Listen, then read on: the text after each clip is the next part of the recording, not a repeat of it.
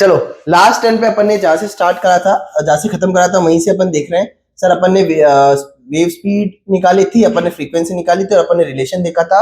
अपने पास साउंड में जो न्यूमेरिकल आते हैं वो यहीं से आते हैं। क्या मेरी बात समझ में आई? इसके अलावा और कुछ बाहर से नहीं आने वाला। तो यही दो फॉर्मूले इंपॉर्टेंट है जो अपन को ध्यान रखने।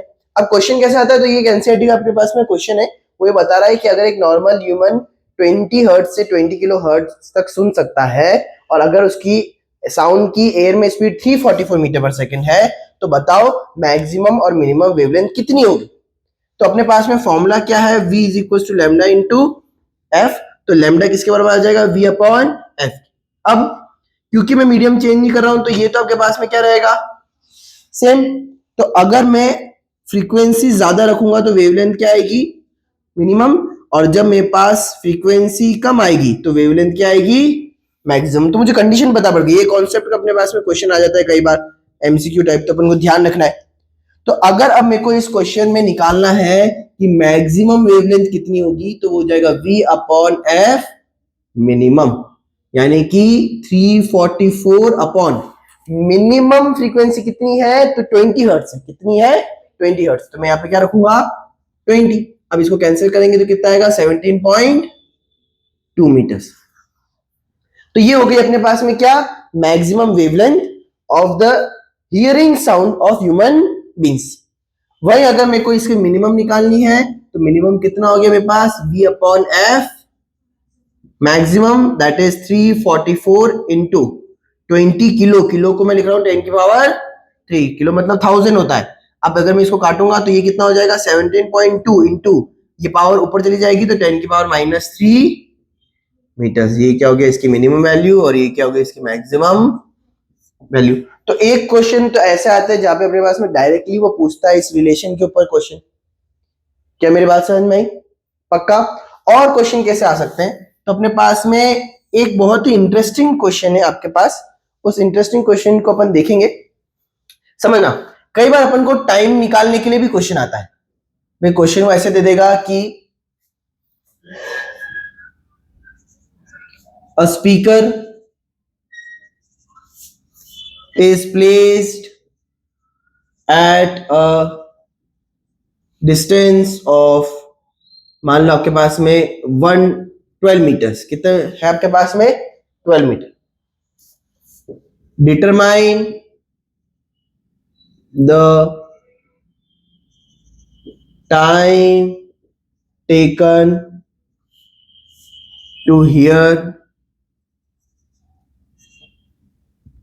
sound if speed of sound is 344 metre per second. अब मैं यहां से आपको बताने वाला हूं कि 344 मीटर पर सेकंड कितना तेज होता है। अपने पास में सिंपल सा एक स्पीकर है, ठीक है। या तो अपने पास में ऐसा क्वेश्चन आ सकता है या तो अपने पास में ऐसा क्वेश्चन आ सकता है। फिर इसके बाद में ये मैं क्वेश्चन इसलिए करा रहा हूं क्योंकि इसका नेक्स्ट क्वेश्चन जो अपने पास में एनसीईआरटी का है वो बड़ा ही इंटरेस्टिंग है, अपन को वो देखना है। और अपन इससे कितनी दूरी पे खड़े हुए, 12 मीटर पे खड़े हुए। फील करेंगे थोड़ा सा क्वेश्चन को। अपन को सिर्फ न्यूमेरिकल वैल्यू डाल के सॉल्व नहीं करना है। और ये क्या आ रहा है मेरे पास, साउंड आ रही है। किस स्पीड से आ रही है साउंड, 344 मीटर पर सेकंड। अब इजी क्यों है न्यूमेरिकल, क्योंकि इक्वेशन ऑफ मोशन तो लगेगी नहीं, एक्सेलरेशन होता नहीं है किसी भी वेव पे, अपने पास में वो इक्वेशन नहीं लगेगी। तो अपन मैं डायरेक्ट निकाल सकता हूं। मेरे पास डिस्टेंस है, हाँ है ना, मेरे पास क्या है, स्पीड। मुझे क्या निकालना है, टाइम। तो बच्चे कई बार क्या कंफ्यूज होते हैं कि सर इसके अलावा कोई फंडा नहीं लगेगा। क्यों नहीं लगेगा, बिल्कुल लगेगा। ये यहाँ नहीं लगेगा कि आपको वेवलेंथ गिवन नहीं है, आपको सिंपल मोशन का क्वेश्चन गिवन है जहां पे जो स्पीड होती है वो क्या होता है, डिस्टेंस अपॉन टाइम। तो अपने पास में टाइम किसके बराबर हो गया, distance upon speed, that is 12 upon 344। इसको थोड़ा सॉल्व करोगे तो कितना आएगा, 6 अपॉन 17.2। और काटो इसको, कितनी बार कट रहा है, 2 बार 12 हो गया। फिर आपके पास में कितना बचा, 52। 52 आता है क्या, जल्दी बताओ, आंसर लिखना है यहाँ पे। क्या मेरी बात समझ में आई? ये तो अपने पास में क्या होगा, एक ऐसा पैटर्न हो गया कॉन्सेप्ट का, एक उस पे न्यूमेरिकल हो गया, और एक आपके पास में क्या हो गया, डायरेक्टली जो अपने पास में इसके अलावा जो बन सकता है पैटर्न वो आ गया। अब अपन इसको और इन फॉर्मूले को जोड़ के कुछ करने वाले, ठीक है। इसको लिखो एक बार जल्दी से। चलो अब अपन जो क्वेश्चन करने वाले हैं वो एनसीईआरटी के एक्सरसाइज का क्वेश्चन नंबर 12 है। वो अपन को क्या बोल रहा है अपन देखते जाते हैं। तो एक्सरसाइज का 12th क्वेश्चन अपन देख रहे हैं। A stone is dropped from top of a tower 500 metre high. अगर मेरे पास ये ग्राउंड लेवल है तो ग्राउंड लेवल से एक स्टोन को मैं ड्रॉप कर रहा हूं, ठीक है। कितने मीटर ऊपर का टावर है सर आपके पास में, ये 500 metre into a pond of water at the base of the tower। यहाँ पे मेरे पास क्या है, ग्राउंड पे मेरे पास क्या है, यहाँ पे पॉन्ड है। When is the splash heard at the top। अगर यहाँ पे ये मेरे पास एक स्टोन हो गया, अगर यहाँ पे मेरा कान है, ईयर है, तो मेरे को ये स्प्लैश कब सुनाई देगा, मेरे को टाइम पीरियड निकालना है। जी आपको लेना है 10 मीटर पर सेकेंड और आपको स्पीड ऑफ साउंड कितनी लेनी है, तो स्पीड ऑफ साउंड आपको गिवन है 340 मीटर पर सेकेंड। चलो स्टार्ट करते हैं क्वेश्चन को करना। देखो समझना इस क्वेश्चन को बहुत ध्यान से। बच्चे इसमें अक्सर क्या गलती करते हैं, बच्चों को दिखाई देता है डिस्टेंस से जो भी अपन ने क्वेश्चन करा, बच्चे डायरेक्टली जो speed equals distance upon time है, तो टाइम इक्वल्स टू क्या होता है, डिस्टेंस अपॉन स्पीड, तो वो 500 रख देते हैं, अपॉन रख देते हैं स्पीड 340 और फिर इसको सॉल्व कर देते हैं। ये बिल्कुल गलत है। क्यों गलत है, क्योंकि समझना, क्या स्टोन गिरते समय ये जो आप कवर कर रहे हो वो क्या है, वो यहां से यहां तक जब स्टोन चल रहा है तब अपन टाइम पीरियड निकाल रहे हैं। अगर वो किस स्पीड से चल रहा होता, साउंड की स्पीड से।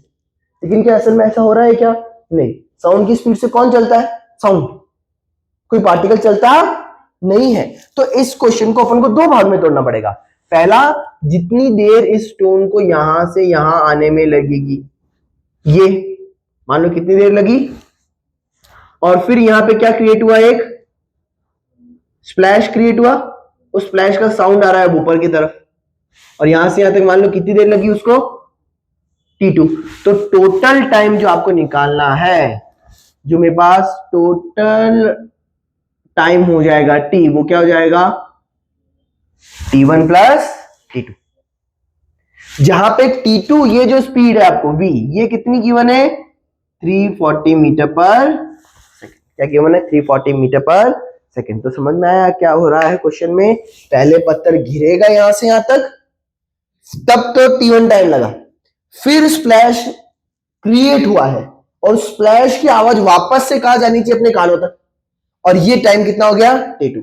तो टोटल टाइम आने का T1, जाने का T2। आ क्या रहा है स्टोन, जा क्या रही है साउंड वेव। के बाद शायद में तो दोनों को उसी तरीके से अपन निकालेंगे।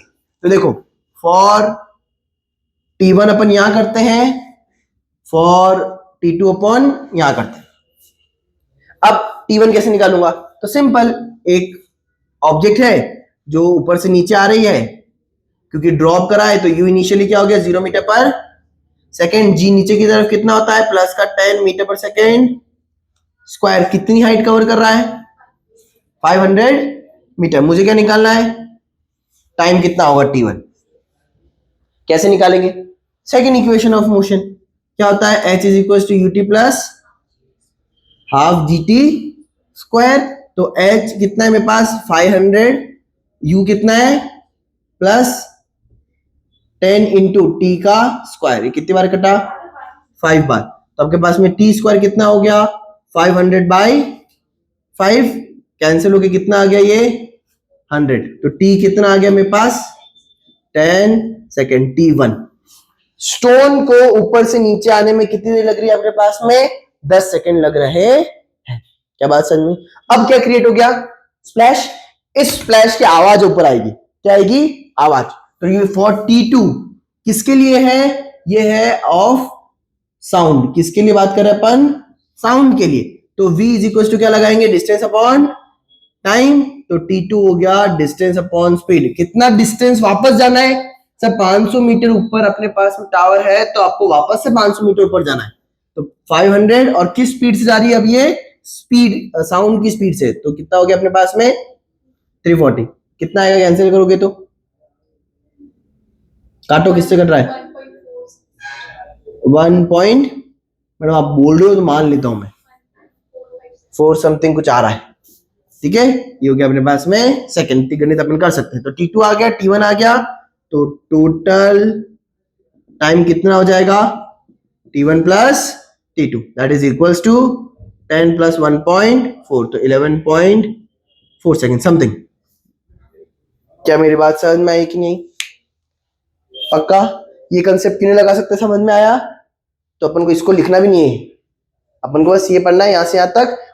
कितनी स्टोन को जितनी देर नीचे आने में लगी, स्प्लैश क्रिएट हुआ, साउंड वापस से ऊपर गया, तो आते समय मोशन अंडर ग्रेविटी, जाते समय साउंड। तो अपन ने क्या करा है, दोनों को कंबाइन करा। वैसे बहुत सारे क्वेश्चन हो सकते हैं। क्या मेरी बात समझ में आई? इसको लिखो जल्दी से।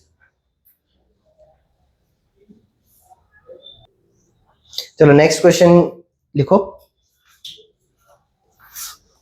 इसी पैटर्न का है थोड़ा सा।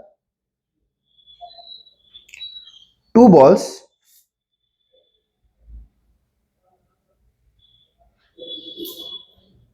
are held at a height of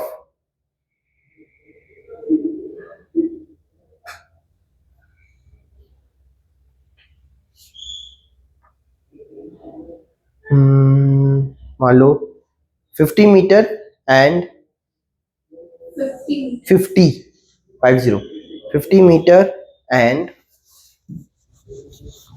100 meter.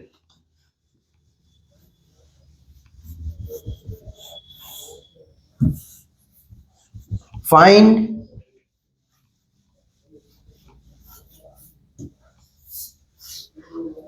the difference in time. Find the difference in time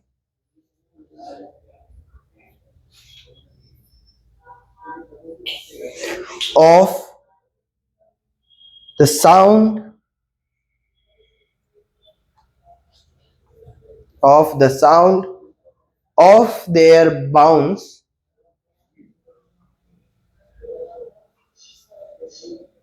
on the ground.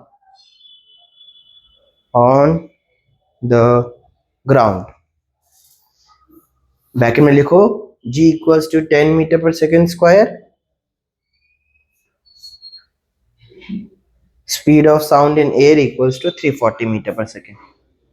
Speed of sound in air is 340 meter per 40.